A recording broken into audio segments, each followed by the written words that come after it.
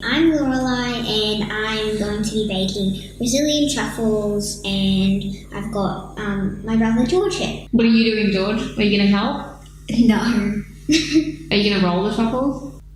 Maybe. Are you going to eat the truffles? Yes. So we've got three main ingredients. We've got condensed milk, cocoa and salted butter. Let's get started. So first we'll put in the condensed milk. 1 can will do, and that is 397 grams. I might have to get a a spoon actually, to get it all out. Next we put in 3 tablespoons of butter. Bit hard.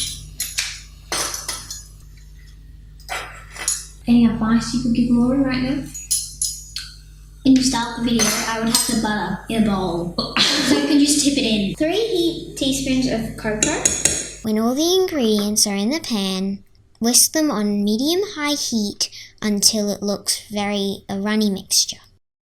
Then turn up the heat and whisk continuously until it looks like a thick caramel that pulls away from the sides. So now we just have to pour it onto this buttered plate. Is it as thick as caramel? Yes, actually. I don't know. It's quite thick. Oh. Put it in the sink. So this is what it looks like. We're going to put it in the freezer for half an hour to an hour. But if you don't have any space in the freezer, or if you just want to use the fridge, chill it up to 3 hours and it should be completely set. It's the next day and my truffle mixture has been in the fridge all night. So it's looking very firm, and now all I have to do is roll them. Make sure you have buttered hands too, because they won't stick to the truffle mixture and they won't get all dirty. Now I've got 3 toppings here.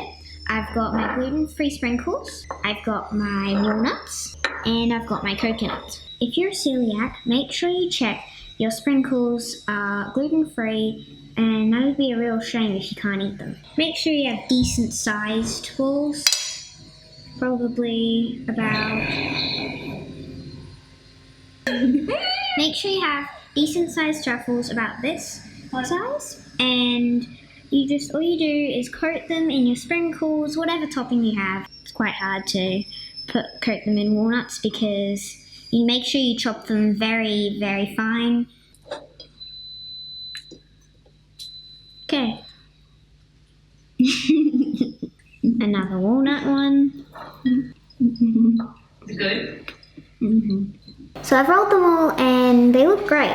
Now remember to keep them refrigerated, and you can top them with whatever topping you like. And this makes 30 to 35 toppings. Oh, hello now. Thank you for watching, and I hope yours turn out great too.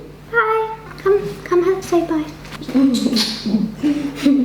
Actually, for all I know, I'm definitely going to enjoy them, because you've had them already. Okay.